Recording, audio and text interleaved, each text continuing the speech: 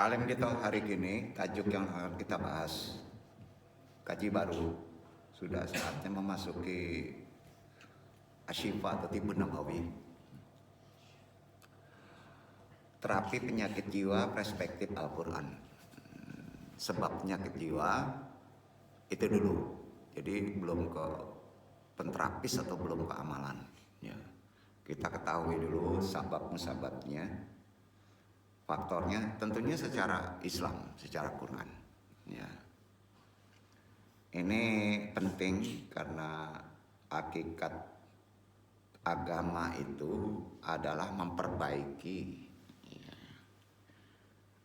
Yang kita takutkan kan kehidupan sekarang.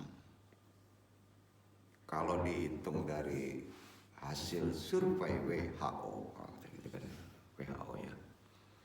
Nanti ujung terakhir penduduk dunia mendekati 50% semuanya kena penyakit jiwa. Paling tinggi sementara di Indonesia. Yang orang Islam.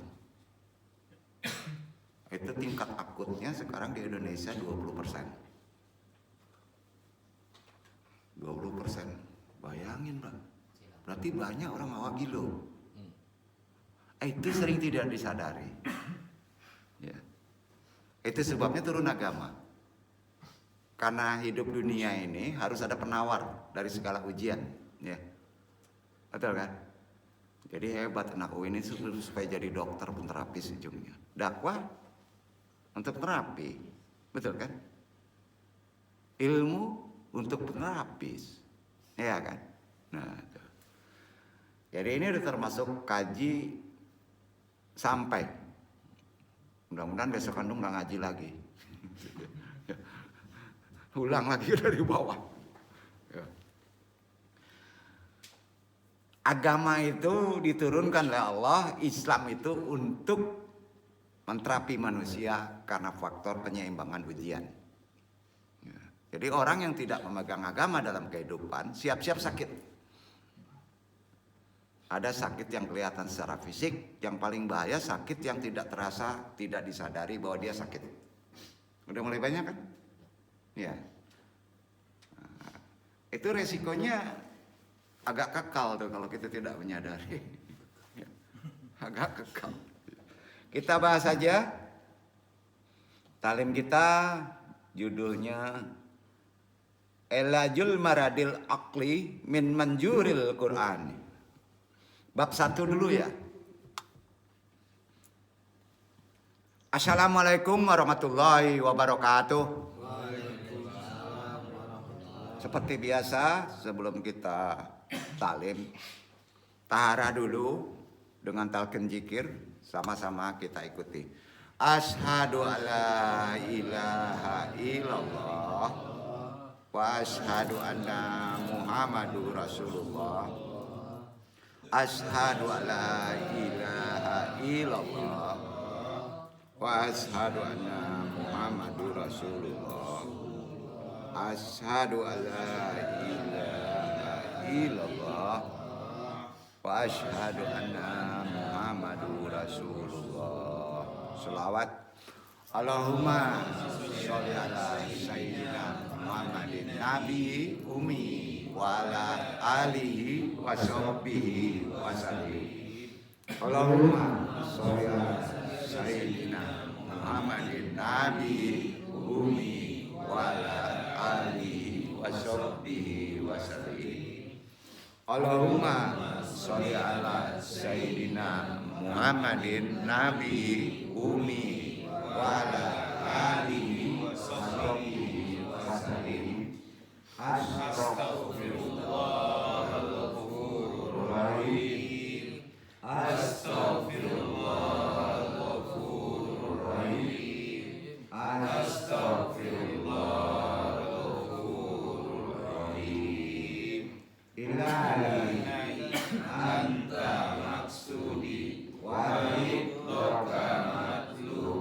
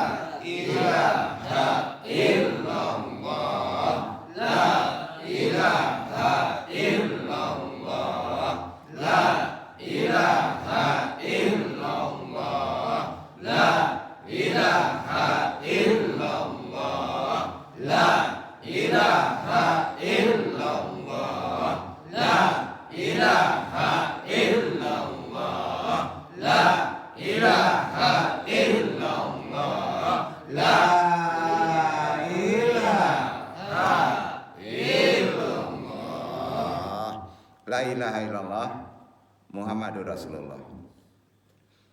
Ila hadiniya solihi wa ila sulti Nabi Mustafa Muhammad sallallahu alaihi wasallam bil barokah wal karomah si Abdul Qadir waliullah bi syafaat Nabi Muhammad bismillah waridullahi ya Allah ya Allah ya Allah innaka ala kulli syai'in qadir tapi hajatina.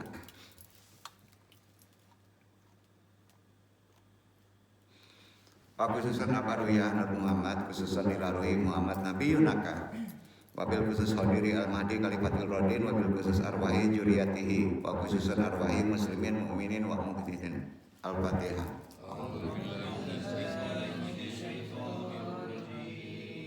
Bismillahirrahmanirrahim. Alhamdulillah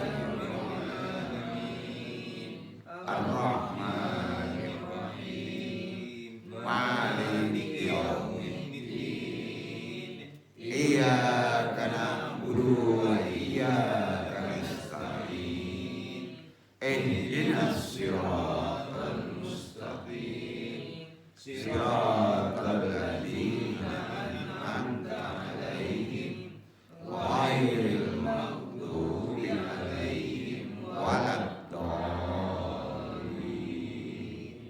Allahumma ahyina 'alal Islam wa amitna 'ala sunnah. Allahumma anta rabbi la ilaha illa anta khalaqtani wa ana abduka wa ala ahdika wa wadika mastata'tu a'udzubika min syarri ma sana'tu aqula ka bi ni'matika alayya wa aqul jandi faqirli fa innahu la yaghfiru dzunuba illa anta. Allahumma ya qadiyal hajat Allahumma ya kafiyal muhimmat Allahumma ya dafiyal baliyat Allahumma ya rafi'ud darajat Allahumma ya syaqi'al amrad Allahumma ya mujibad da'wat Allahumma ya arhamar rahimin Rabbi syari sadri wa yassirli amri wa huludatam lisani ya qawli la haula wala quwata illa billahil aliyil azim. Alhamdulillah. Langsung kita ke talim wajali wajiro para ahli robbana amdina miladunka aroma wa ilal amin amdina rosada robbana larubika kulubana badail haitana wa hablana mimadunka aroma inaka antal wahab ikroman wa tadiman para jamaah hadirin wabil khusus ikhwan jamaah rahimakumullah ulama anal kuroma wa masyayikh anal aija wa bimu qadimal murubi hadal mahad asyatid al-fatah guru kita sawabil qadilah. Baik ikhwan yang hadir secara langsung maupun tidak langsung semuanya rahimakumullah wa ba'du. Tidak lupa selalu kita puji syukur kepada Allah masih diberi waktu untuk bisa bertolibul ilmi. Di pertemuan hari ini Al-Fakir yang bodoh ini tajuk yang akan kita bahas mudah-mudahan Allah meridhoi. Ilajul maradil aqli min manjuril Qur'ani atau terapi penyakit jiwa secara perspektif Al-Quran. Bismillahirrahmanirrahim. Dalam kehidupan modern, sekarang modern ya, kalau di Anda nggak belum modern ya, serba kompleks ini kan, di mana manusia sering mengalami pergeseran hidup dari kehidupan yang guyup menjadi tembayun, mengutamakan kepentingan pribadi.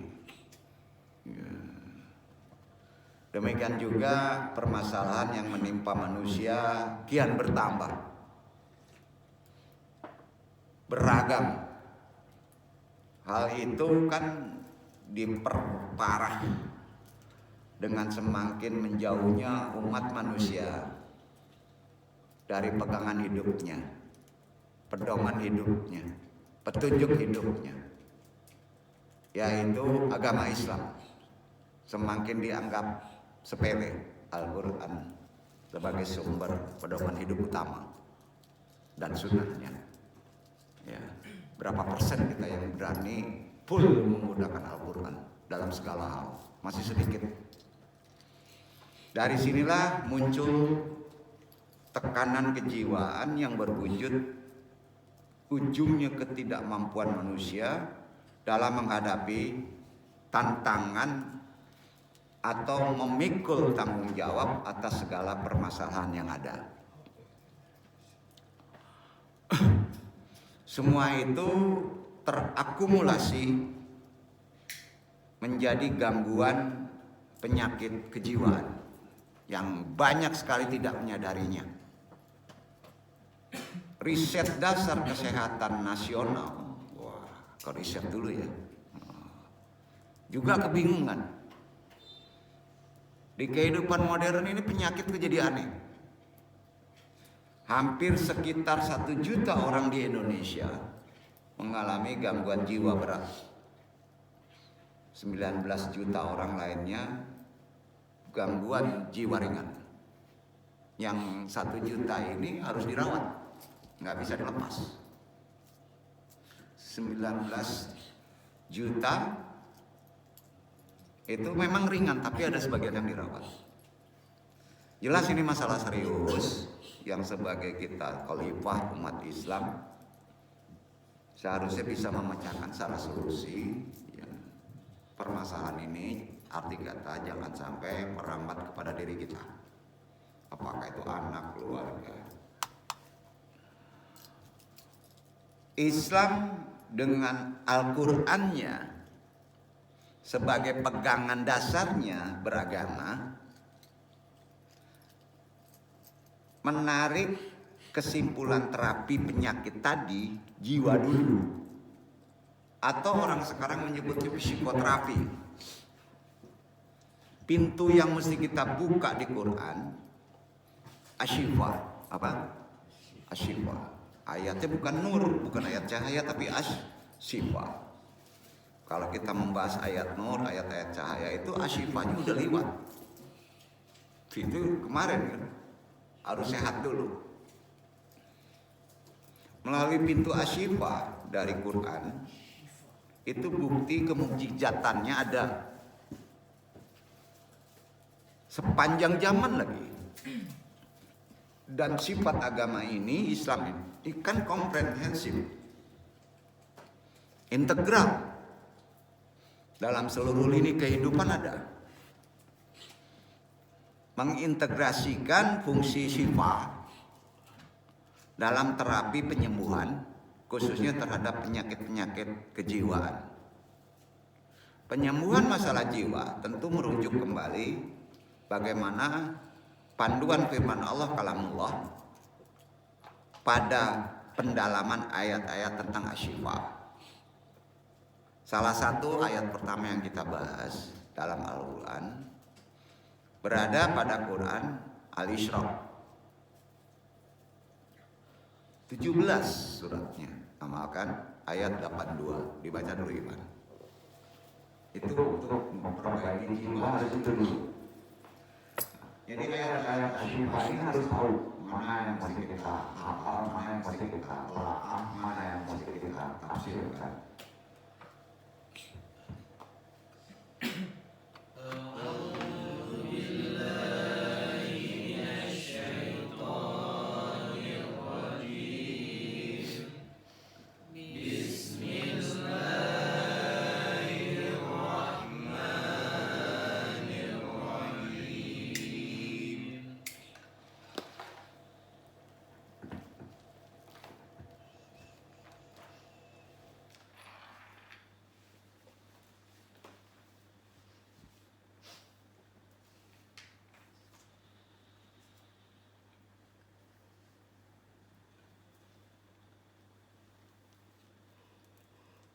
وَنُنَزِّلُ مِنَ الْقُرْآنِ مَا هُوَ شِفَاءٌ وَرَحْمَةٌ لِّلْمُؤْمِنِينَ وَلَا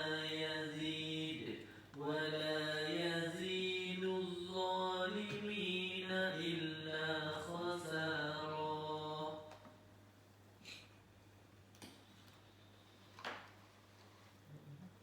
Dan kami turunkan dari Al-Quran suatu yang menjadi penawar dan rahmat bagi orang-orang yang beriman. Dan Al-Quran itu tidaklah menambah kepada orang-orang yang zalim selain kerugian. Jadi gini, Al-Quran itu kan sebagai penawar, si tawa, orang Minang ya, itu kan tunjuknya. Jadi ini menurut kata asyifa begitu. Jadi Quran itu sebagai penawar, ya, juga rahmat tapi bagi orang mukmin. Iya kan? Jadi kita harus iman dulu. Maka jadi penawar dia, jadi obat. Ya. Juga rahmat kalau kita mukmin. Ya. Sedangkan bagi orang yang zalim menambah kerugian tuh. Bayangin tuh. Ini petunjuk Allah ya. Jadi syaratnya iman. Nah, asbabun nuzul Quran ini untuk asyifa turun yang kedua. Di sini sulitnya orang ambil petunjuk itu. Jatuh Quran ke kedua, Fusilat 44 penyeimbangan, baca surat 4. Jadi ini perlu dicatat untuk Ivan akademis. Setelah ayat asyifa sebagai penawar, masuk kedua, ya supaya jadi disiplin ilmu. Ya. Untuk penterapis harus penting ini, ya tasawuf, psikologi Islam, ya tarbiyah juga penting. Ya. 41 suratnya, maaf bukan 4. Ayat 44.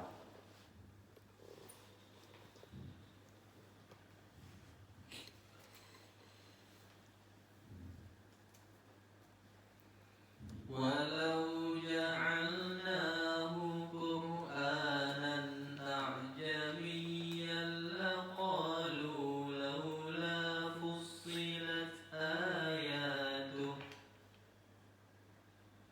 أعجمي وعربي قل هو للذين آمنوا هدى وشفاء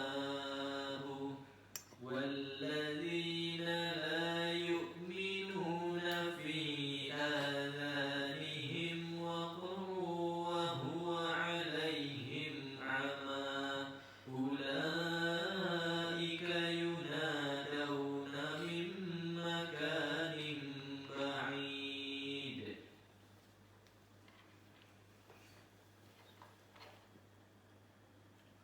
Dan jikalau kami jadikan Al-Quran itu suatu bacaan dalam bahasa selain bahasa Arab, tentulah mereka mengatakan, mengapa tidak dijelaskan ayat-ayatnya? Apakah patut Al-Quran dalam bahasa asing sedang Rasul adalah orang Arab? Katakanlah, Al-Quran itu adalah petunjuk dan penawar bagi orang-orang yang beriman. Dan orang-orang yang tidak beriman, pada telinga mereka ada sumbatan. Sedang Al-Quran itu suatu kegelapan bagi mereka. Mereka itu adalah seperti orang-orang yang dipanggil dari tempat yang jauh. Gini, yang kedua menjadi penyembuh, sudah kayak esensi. Yang tadi masih penawar, kan penyembuh. Kalau penyembuh berarti ada secara zahir, ada secara amalan. Tapi yang mesti antum pahami tafsir itu, Al-Quran sebagai syifa itu tidak bisa dengan bahasa lain. Duduk, harus bahasa Arab. Ya Mbah Jamro, kunna nggak bisa begitu, nggak bisa campur. Murni harus bahasa wahyu. Ya, jadi kalau antum mengamalkan dengan keyakinan Al-Quran harus pakai nyontoh di hadis. Bahasanya harus bahasa Nabi Muhammad. Itu perintahnya. Maka ada yang kritik kenapa nggak turun ayat Quran itu dengan bahasa selain bahasa Arab? Karena pemahaman nggak sampai bahasa umum. Berarti bahasa Arab itu memang sudah dipilih bahasa yang lengkap dan mulia. Duduk. Maka pakai itu. Sakit kepala, astagfirullahaladzim, sembuh. Nggak bisa gitu. Iya, nggak bisa. Al-Aql, ya, standarnya apa? Kuserahkan kepadamu, misalnya kepada Allah. Juga nggak bisa ngomong gitu. Astagfirullah, dibersihkan. La ilaha illallah. Semua menggunakan bahasa-bahasa Arab. Itu gunanya kita penting berbahasa Arab. Karena terkait dengan bahasa wahyu, apapun juga terapis. Kalau rukyah dicampur dengan bahasa Minang, yang datang Koina. Duduk nggak? Sama ya? Nggak ada terapis dicampur aduk. Jadi syarat kedua jadi penyembuh, jadi obat. Kalau bahasanya pakai bahasa wahyu, duduk. Kira-kira paham ya? Tadi masih menuju ke penawar. Jadi ayat ketiga itu untuk memahami peterapis, ya gimana mau belajar di akademis kalau nggak ngerti jadi mufasir dulu, kemana ngambilnya? Betul ya? Yang ketiga, mufasir khusus untuk ayat-ayat asyifa itu jatuhnya kira-kira yang tahu Yunus lihat 10 ayat 7 ya. Langsung diamalin baca. Nah itu yang penting. Jadi untuk penterapis, tasawuf, filsafat, tarbiyah harus tahu kalau ngambil urut gitu.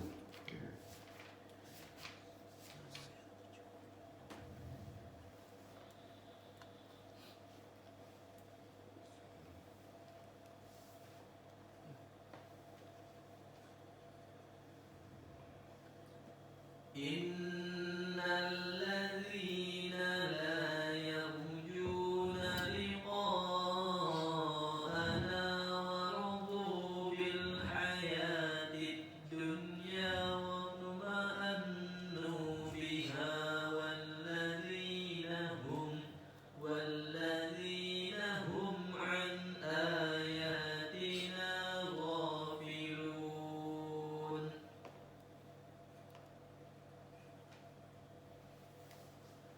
Sesungguhnya orang-orang yang tidak mengharapkan, tidak percaya akan pertemuan dengan kami, dan merasa puas dengan kehidupan dunia serta merasa tentram dengan kehidupan itu, dan orang-orang yang melalaikan ayat-ayat kami. Percaya nggak? Jadi mengobat itu di perintah ayat 7 apa?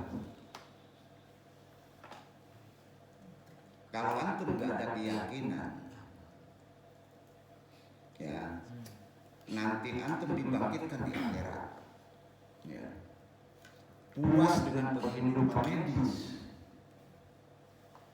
tidak mendekat kepada Allah, lalai dengan ayat Quran, keyakinan dulu penyembuhannya, yakin antum akan dibangkitkan abadi gak ada penyakit nanti, dekat ya Allah, sampai dekat di akhirat, paham ya akhirat. Sudah itu keimanan tuh itikad itu cenderung pada gaib, hal yang gaib, percaya ya gaib. Sudah itu apa yang kedua? Baru jangan puas dengan pengobatan terapi medis, jangan puas. Kita sering telongsong ada hebat di dokter, cesplek, nah itu bukan jalan akidah. Jadi itikad kita nggak kuat kepada Allah, duduk kan? Rince gak bantu tujuan nasro, itu nasro. Kalau bahasa ini apa? CTM. Ya, antum sudah menuangkan dulu, melupakan bahwa antum sembuh atau tidak sembuh karena nasro. Ya, jangan puas dengan obat medis secanggih apapun juga. Tetap aja gunakan ayat-ayat Allah, betul? Jangan lalai. Itu perintah sudah praktek. Mancing secara intelektual. Yang belajar terapi kan ada prodi baru terapi, mengambil dari Quran. Kira-kira yang selanjutnya apa? Kita jadi mufasir dong. Kira-kira, Anda tahu itu perlahannya. Larinya ke spiritual tadi. Berarti kalau ke spiritual itu, ya pasti ada tetapan dulu. Asyura surat 26 ayat 80 baca. Pendek.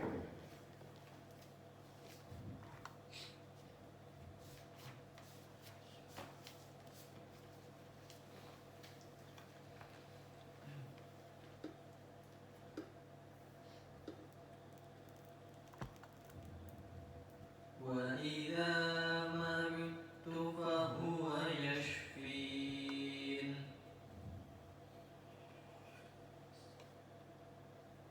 Dan apabila aku sakit, dialah yang menyembuhkanku. Percaya? Itu benar. kuatkan itikad, bukan kuatkan obat. Maka antum ngomongnya boleh kalau sudah kuat iman. Ya, mendekat kepada Allah, yakin dengan Quran. Antum baca aja wa'idha maritu bahwa yasri. Yang nyembuhin siapa? Tanya. Ayo. Yang ngelulusin antum siapa? Ayo. Ada dua udah selesai dari kuliah ya.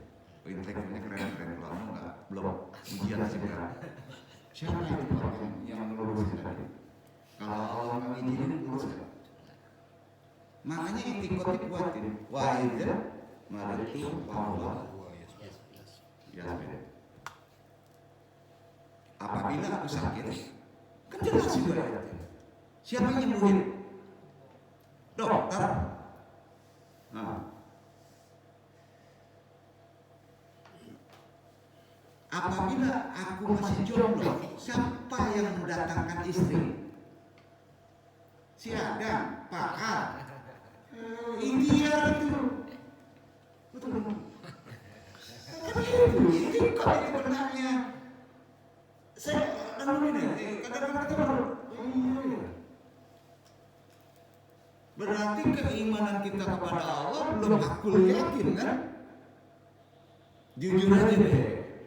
Mungkin tinggi hakul yakin kita, mungkin hebat kita. Duduk.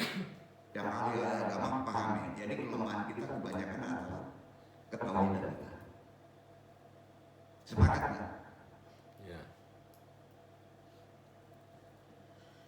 Jadi aplikasi fungsi sifat dari Al-Quran, udah paham?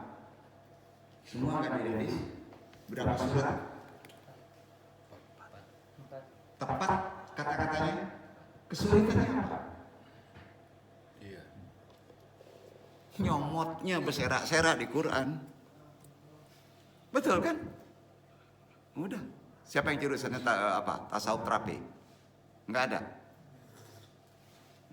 Udah uji tuh Pak, di Quran tuh apa Pak runut intelektualnya sampai kita bisa bahwa meyakini bahwa yang menyembuhkan Allah. Bingung tuh. Berapa surat tadi? 4. Malas terusin loh. Kalau diam aja sih. Udah pada pinter Pak, iya kan? Ya alhamdulillah kalau kita yang nggak belajar pinter sendiri kan. Ya. Sampai di sini intelektual kita makin hebat. Insya Allah. Aplikasi fungsi sifat di Al-Quran, metode-metode Quran, antum yakin atau tidak? Oh, ya. Dalam memberi terapi bagi penyakit jiwa, kerohanian, kebatinan, itu penerapannya hakko tilawatil. Caranya di hakko tilawatil. Tilawah. Jadi tilawah itu salah satunya thalibul ilmi. Antum datang ke sini, antum udah disembuhkan itu. Kalau sakit datang, dengarkan ceramah. Karena itu tilawah, obat. Kata siapa? Kata Allah. Al-Baqarah 2 121 baca. Jadi sakit apapun dia biak belum duduk situ. Dengerin tilawah. Itu dia. 121.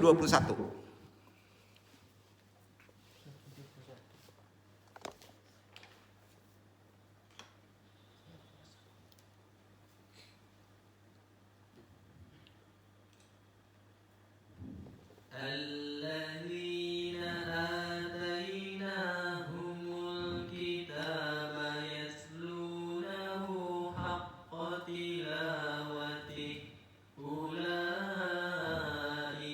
يؤمنون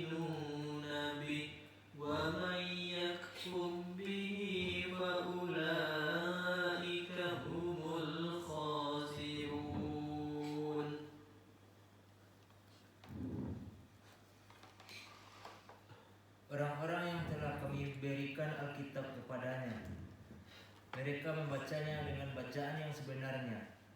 Mereka itu beriman kepadanya. Dan barang siapa yang ingkar kepadanya, maka mereka itulah orang-orang yang rugi. Mau rugi nggak? Ini terkait sifat.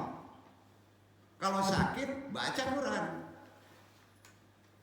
bukan di Quranin. Itu rugi. Antum baca Quran, tapi harus tahu surat mana yang bisa dibaca. Sepakat? Itu dibuat hak lawan. Ya, jadi udah. Jadi mudah-mudahan besok nggak laku itu apotek. Iya. Sudah itu, insya Allah tingkatkan perintah Nabi, perbaiki kualitas sholat kita. Itu perintah. Kalau kita sakit, bukan akan gerak, khusyuknya. Kualitas khusyuknya itu tingkatkan dengan bahwa saya sakit hanya Allah yang menyembuhkan. Tingkatkan aja sholatnya dengan khusyuk. Ya. Karena di sana kalau kita sandarkan, itu sakit kita itu karena perbuatan kita, keji murka. Ya, itu perintah. Kata Nabi, kalau sakit, ya Allah yang menyembuhkan. Tapi itu kekuatannya pada iman, itikad, tauhid. Ya. Sudah itu baca Quran, tilawah. Ya, sudah itu khusyukkan sholat. Karena kalau khusyukkan sholat, perbuatan kita sakit itu banyak karena diri kita. Maka khusyukkan sholat itu Allah berfirman di Al-Baqarah 121, 121 yang tadi itu tilawah. Tilawahnya dipraktikin lagi setelah baca Quran, ya. Al-Ankabut 29 ayat 45. Surat ayat 29. Perintahnya sholat, bukan dibaca ayat itu.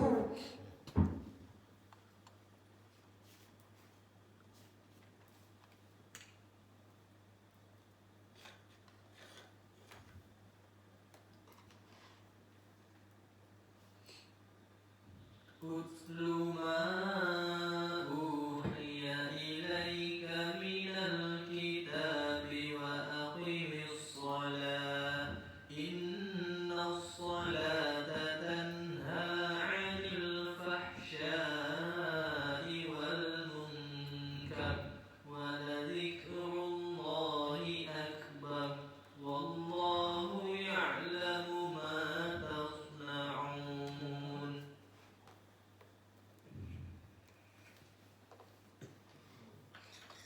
Bacalah apa yang telah diwahyukan kepadamu, yaitu Alkitab Al-Quran, dan dirikanlah sholat. Sesungguhnya sholat itu mencegah dari perbuatan-perbuatan keji dan mungkar. Dan sesungguhnya mengingat Allah, sholat adalah lebih besar keutamaannya dari ibadah-ibadah yang lain. Dan Allah mengetahui apa yang kamu kerjakan. Sama ya. Jadi kalau dikuatkan di sunat, ya, jangan di duha. Itu kata Nabi. Tapi kalau antum sakit, ya, setelah baca tilawah, apa yang mesti dibaca tilawah? 4 surat tadi. Kalau sakit, 4 awal tuh baca tilawah.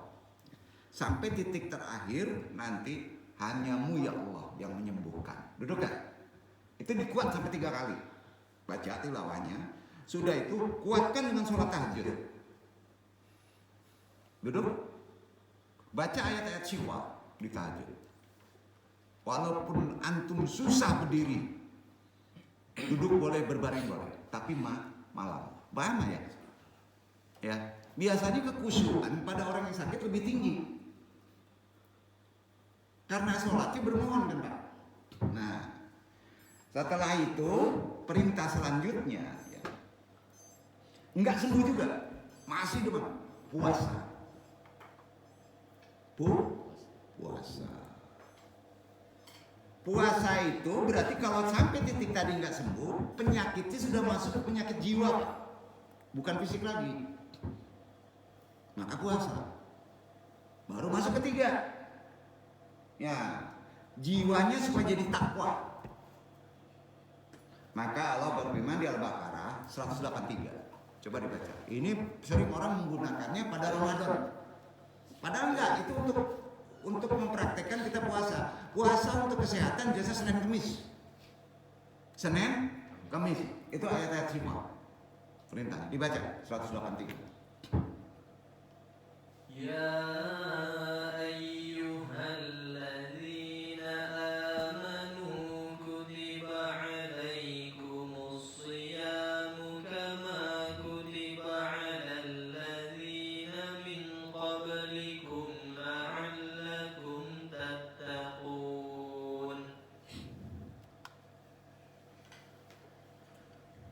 Hai orang-orang yang beriman, diwajibkan atas kamu berpuasa sebagaimana diwajibkan atas orang-orang sebelum kamu agar kamu bertakwa. Kalau kita mau membahas ayat-ayat puasa Ramadan, semua ulama sepakat puasa itu untuk kesehatan badan kan? Iya kan? Betul kan? Rata-rata. Jadi amalan Ramadan itu untuk memperbaiki lebih cenderung ke jiwa. Ya. Makanya pas di zohirnya, kalau memang asam lambungnya tinggi dengan puasa nggak boleh. Nah di sini memerlukan disiplin ilmu. Masih belum sembuh, kira-kira kemana larinya lagi? At-Taubah 9:119, bukan taubat. Bergaul antum diselidiki sama Allah, berubah. Harus berkawan dengan orang-orang yang benar. Ulama, berubah pola bergaulnya. Coba dibaca. At-Taubah 9:119.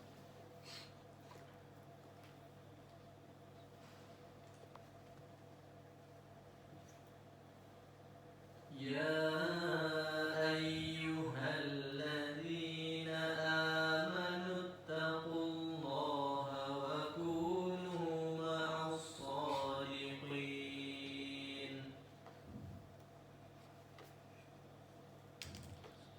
Hai orang-orang yang beriman, bertakwalah kepada Allah dan hendaklah kamu bersama orang-orang yang benar. Setuju? Jadi prakteknya gimana? Jangan berkawan kepada orang-orang yang berpenyakit.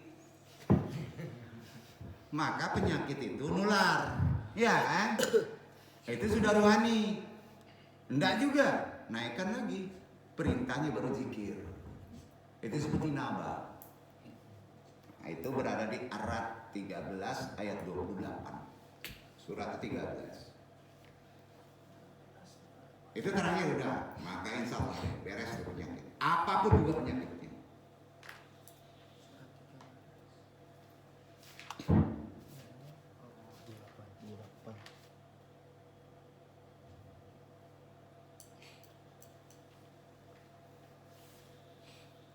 الذين آمنوا وتطمئن قلوبهم بذكر الله ألا بذكر الله تطمئن القلوب.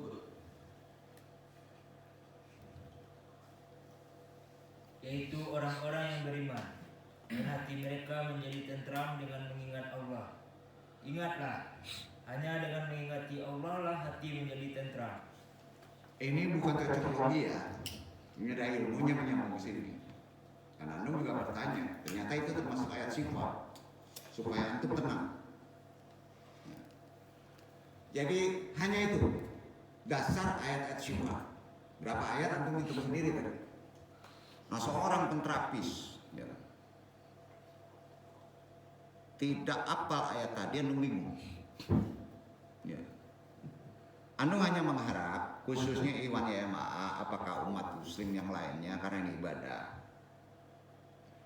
Coba balik ke dasar kita sebagai muslim. Petunjuknya ada di Quran bagi antum yang diuji dengan sakit. Yang bermasalah kejiwaan karakter. Ayat putarannya itu tadi. Ya. Dimanapun antum berada, jangan lupa ayat itu kalau diuji yang menimbulkan kejiwaan kita stres, depresi, gagal, putar ayat tadi. Karena di sana ada kandungan hikmah pada ayat-ayat tadi.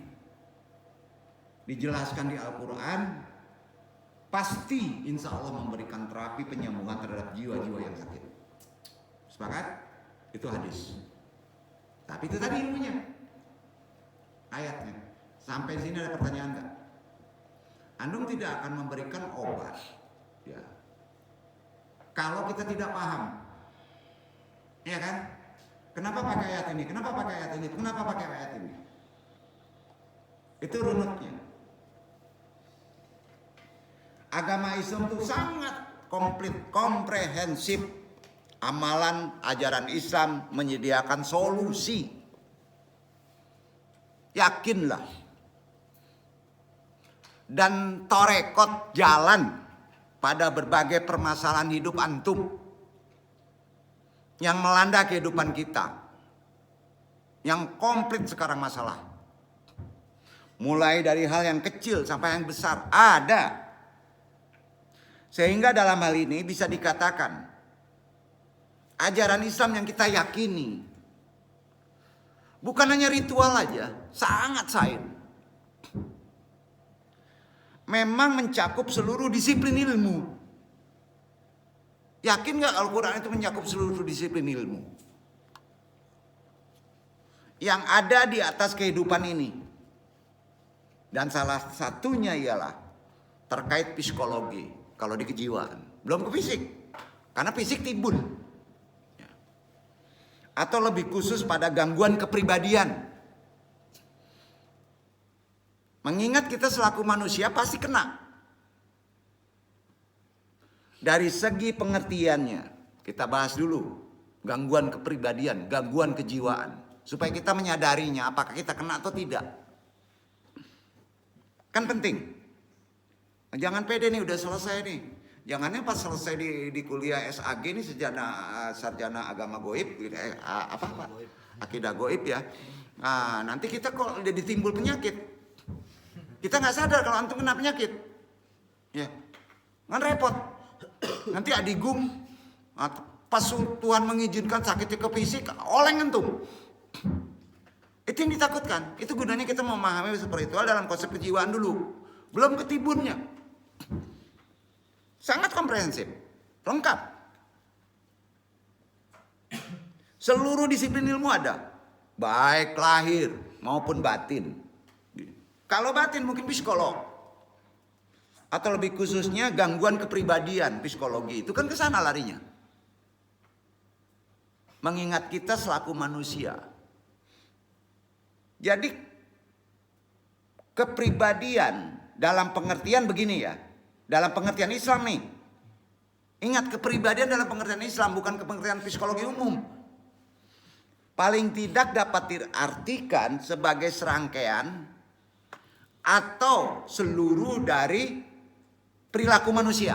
Itu kepribadian. Baik itu karena kita selaku makhluk individu maupun sebagai makhluk sosial. Tentu dalam menempa kepribadian perlu sesuai dengan aturan yang diturunkan dari Allah, ajaran Islam. Bersumber sudah jelas, Al-Quran pasti dikuatkan dengan contoh sunnah Nabi. Pertanyaan kita sekarang,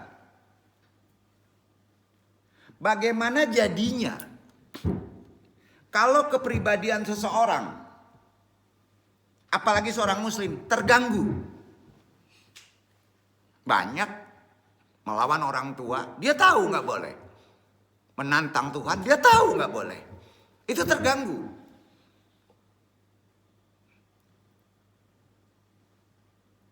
Atau bisa disebut gangguan kepribadian. Kalau antum diterapi oleh sifatnya psikologi umum, psikolog terapisnya tidak kuat keimanannya, bermasalah juga. Bermasalah juga. Ya. Tentu kalau itu terganggu, kita juga kebingungan ngobatinnya. Ini kan berdampak pada kepribadian si pelaku maupun masyarakat yang di luar melihatnya. Ini terkait hati dan jiwa. Pada akhirnya akan melakukan sesuatu aktivitas yang keluar dari norma ataupun perilaku sosial yang umumnya berlandasan pada etika adab yang ada di lingkungannya menjadi aneh. Betul kan? Kan gitu. Nah, di sini kita gunakan ulama-ulama keren. Salah satu dibahas ini adalah oleh Ihya Ulumuddin. Tapi di Kimia Sa'adah, bukan di Ihyanya. Al-Ghazali membahas kepribadian kejiwaan dari Quran ngambilnya. Kimia Sa'adah bukunya. Ya. Menyebutnya Al-Ghazali ini al-akhlaq al-kabithah. Gangguan kepribadian itu disebut al-akhlaq al-kabithah. Yang kemudian beliau mengeluarkan solusi dan ngomong begini ngomongnya, al-akhlaqu syai'atu marradul qalbi wal ruhi ilaikum tamaniyata sulukiyatan hadaman al-milikatu tuadila aditrarabi saksiati. Artinya, itu kata Al-Ghazali ya. Akhlak yang buruk. Saya itu maradul. Al-akhlaku saya itu maradul. Akhlak yang buruk merupakan penyakit hati dan penyakit jiwa. Orang dulu menyebut jiwa keruh. Tapi tetap ada perbedaan. Ya. Berikut ya, hal ini harus kita pahami sebagai berikut. Ada 8 perilaku yang merusak kata Al-Ghazali. Tamaniyata sulukiyatu hadaman. Ada 8. Nah, al-muhlikat yang mengakibatkan gangguan kepribadian. Jadi ada 8. Harus tahu dulu yang mengganggu dari kepribadian antum nih bakal kena nih. Ya. Karenanya menurut Imam Al-Ghazali, gangguan kepribadian atau gangguan kejiwaan khususnya pada umat Islam yang ada sekarang itu penyebabnya ada 8. 1, number 1. Bahas ya. Nah. Bahaya syahwat perut dan kelamin. Itu pertama. Perut dan kelamin. Perhatikan. Itu berbahaya. Contoh, makan makanan haram dan syubhat. Kalau perut antum sudah baik, sudah ditata sama Allah, walaupun makanan itu halal, tapi dapatnya tidak selektif, antum ditraktir, kita nggak tahu. Mereka mungkin aja uangnya nggak betul pak, mencret antum, mau digituin, main traktir sih, piti bampoknya traktir, dikasih orang yang beriman perutnya bersih, mencret antum, subhat itu, kita nggak tahu dosa, tapi kita nggak tahu, tapi efek dari itu kena juga kita, kan nggak sadar kita kan. Nah, kita harus sampai ke situ. Itu syubhat. Apalagi yang haram. Kebayang nggak tuh? Main traktir aja. Ya. Udah traktir dulu lah. Ini uang dari orang tua untuk apa? Untuk bayar kuliah. Ya segen lah. Kita traktir. Syubhat, Pak. Bisa mencret antum. Sembarangan aja. Kemana ngaji ini? Enggak, dong ingetin. Ya. Kira-kira gitu ya. Makanya jangan ada faktor sombong segen. Ya. Sampai maksudnya? Karena itu terkait makanan yang sekecil apapun juga. Makanan kalau perut antum sudah diatur sama Allah kebaikannya, maka yang syubhat sulit masuk. Apalagi haram. Begitu juga hati-hati masalah seks. Ya. Kan kelamin itu, antum tidak akan bahas. Ini disabdakan oleh Nabi. Innaman akhafak alaika syahwatun. Itiana syahwatan fi batnika wa fi adai katan nasuliyati wal iftira'il mudzalik. Hadis riwayat Ahmad dari Abu Dzar. Artinya, sesungguhnya di antara yang aku takutkan atas kalian ialah syahwat mengikuti nafsu pada perut dan pada kemaluan kalian, serta fitnah-fitnah yang menyesatkan. Duduk. Ingat ditambah loh fitnah-fitnah yang menyesatkan. Jangan syubhat. Maka kalau ditraktir lihat dulu orangnya. Kalau soleh enggak apa-apa. Uang banyak, mobil mentereng ya. Makanan pun sehat-sehat semuanya. Tetap juga mencret Pak ya.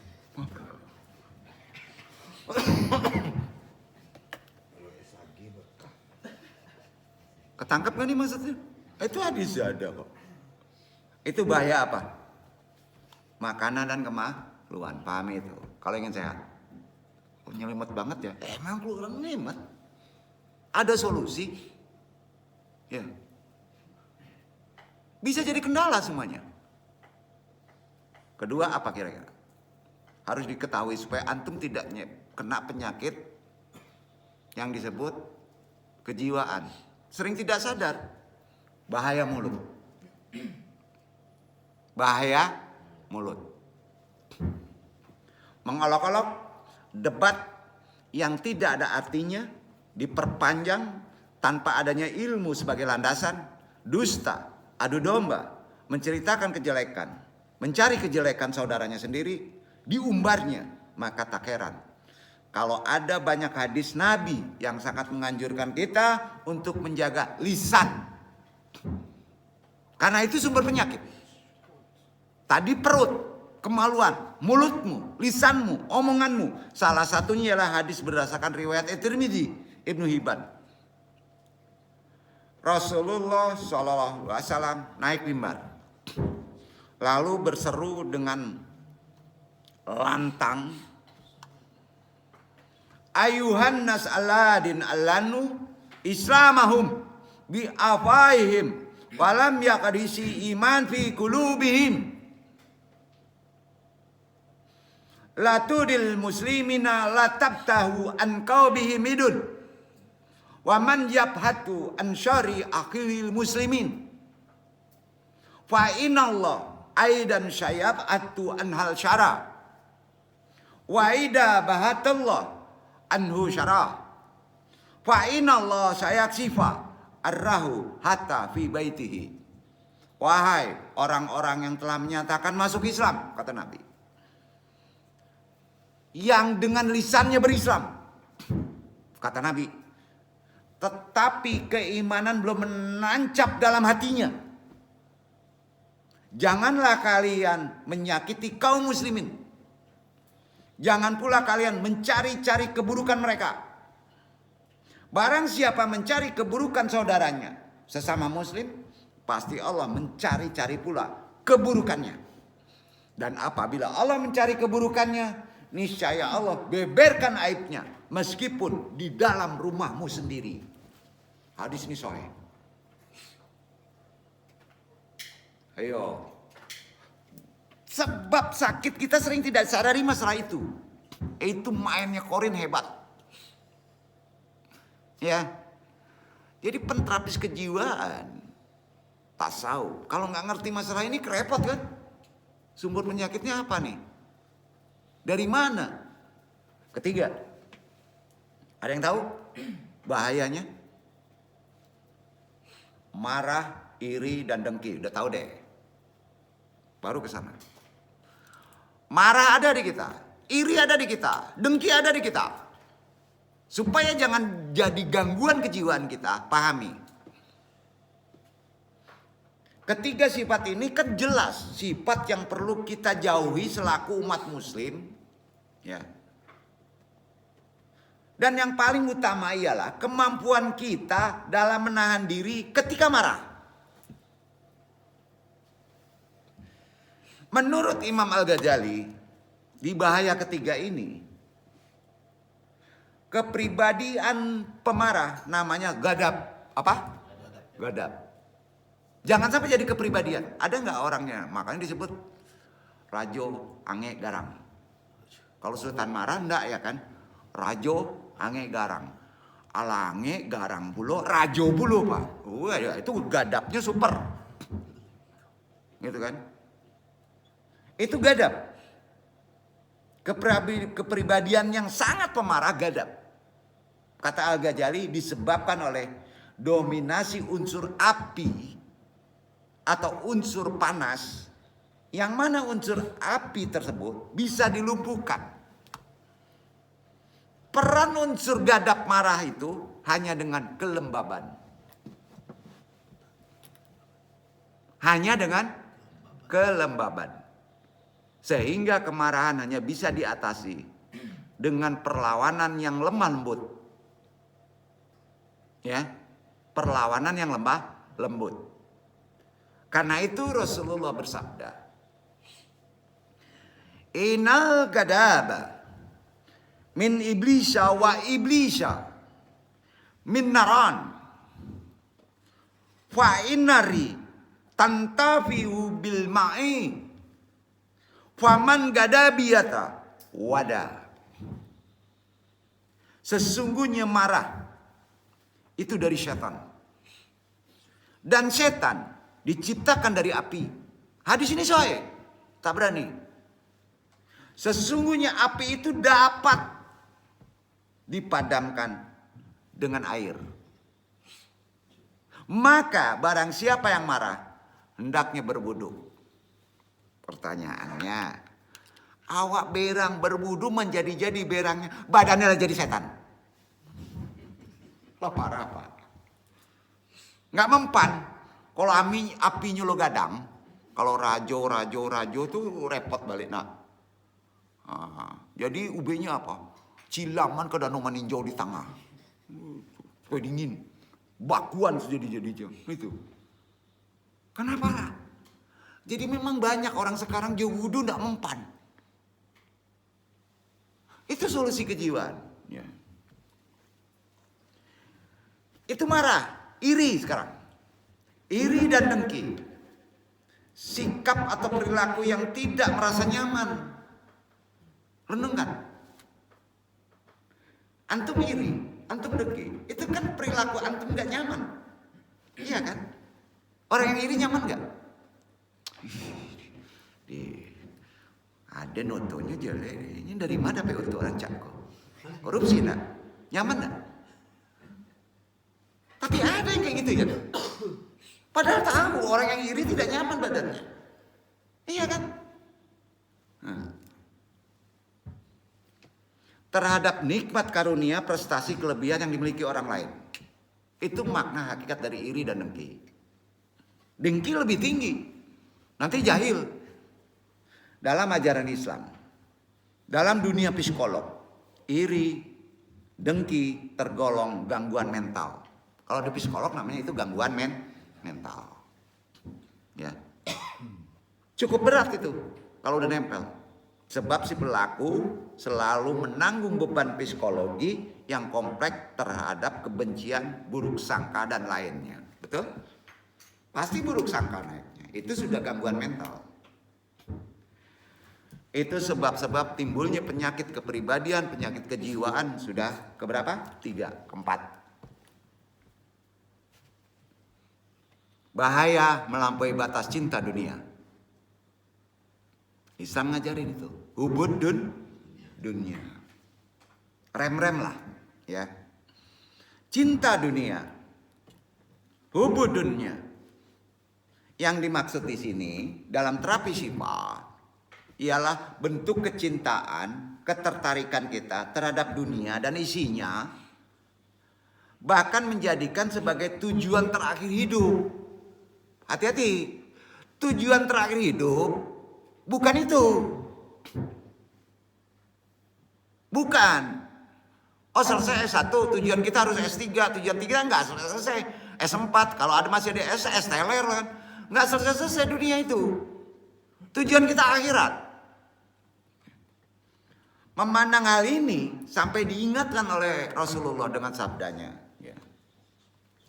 Hadis riwayat Al-Baihaqi.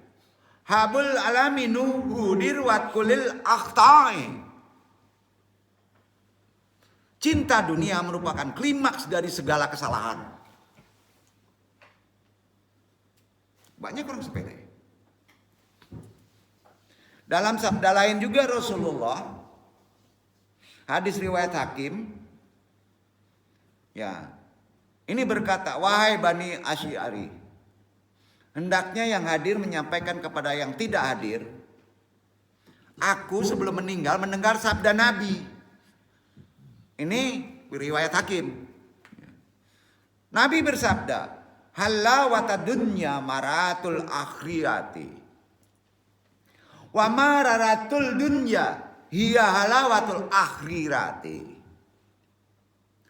Manisnya dunia adalah pahitnya akhirat, dan pahitnya dunia adalah manisnya akhirat. Jangan terlampau, ambil secukupnya saja, supaya jangan kena kejiwaan kita. Yang kelima, bahaya cinta harta. Kira-kira penyakit timbul kalau udah cinta banget sama harta. Apa? Sampili karyang.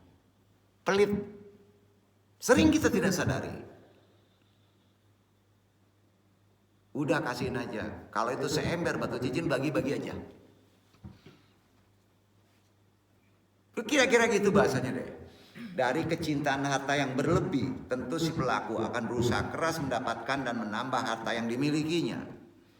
Untung-untung kalau cara mendapatkannya masih dalam batas yang wajar. Namun jika tidak, sangat berbahaya.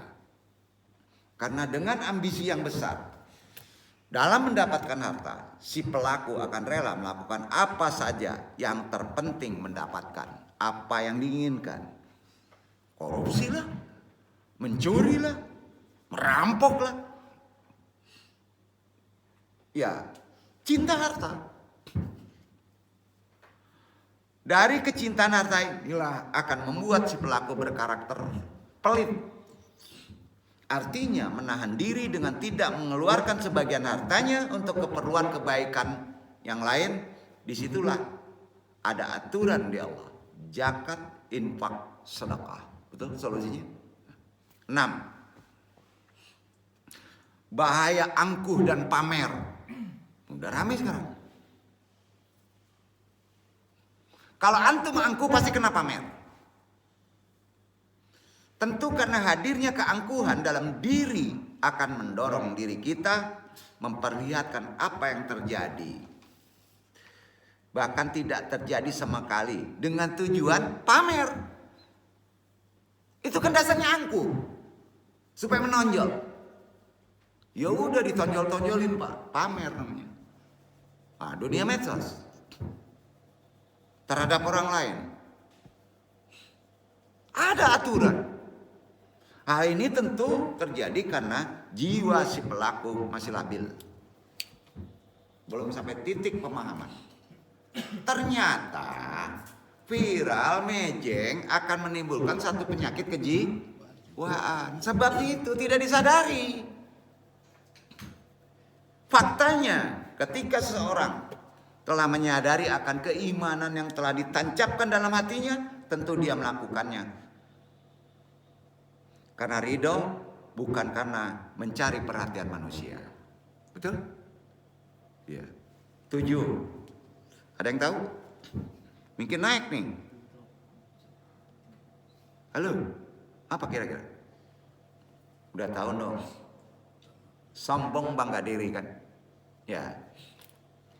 Ini penyakit batin. Sombong bangga diri itu penyakit batin, ke dalam. Yang pertama kali diperankan oleh siapa? Udah iblis. Pemeran utamanya kan udah iblis. Sombong, bangga diri. Al-Baqarah ayat 34 baca. Itu dasar.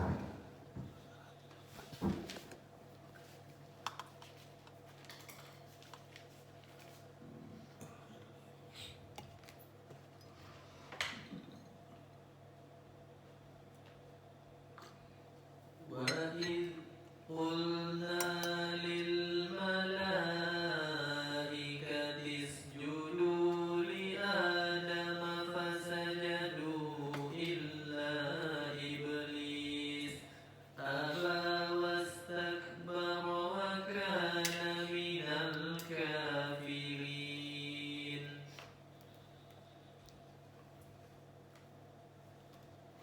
Dan ingatlah ketika kami berfirman kepada para malaikat, sujudlah kamu kepada Adam. Maka sujudlah mereka kecuali iblis. Ia enggan dan takabur, dan adalah ia termasuk golongan orang-orang yang kafir. Hati-hati, sombong, bangga diri, bisa jadi kafir. Takabur bahasanya. Hati-hati. Ya. Jadi itu udah tinggi juga masalahnya, sering kita lupa. Yang terakhir, penyebab penyakit kelainan, gangguan kepribadian, ternyata kita udah tahu penyebabnya. Solusinya tadi udah. Itu kan penyakit kejiwaan. Ambil dari Quran mesti gimana kita udah tahu tadi. Belum sampai ke timbul, ya. Belum sampai pertolongan melalui yang lain. Ada yang disebut inabah. Makanya di sini kaitannya gangguan kejiwaan secara Quran harus disambung dengan timbul nabawi. Ada bab cukup banyak. Karena ada spesifikasi kalau di sini dulu. Ya. Kedelapan, bahaya menipu.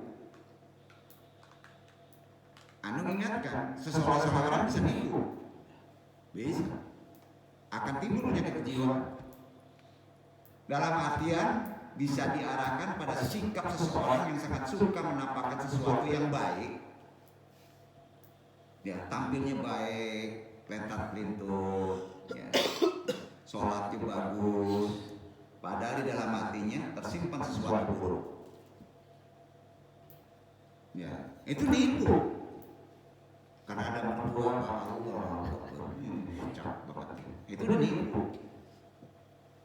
Ya, apa kata di mulut, apa kata di hati itu nipu, betul. Nah, ke yang lebih tinggi, pengertiannya ke sana, agak jadi ke sana pengertiannya. Bukan nipu mentah. Nipu mentah itu gampang dilihat, tapi nipu hati sulit. Ya. Apa yang terlihat sangat jauh dari aslinya. Dalam istilahnya, ia berbuka dua. Iya kan?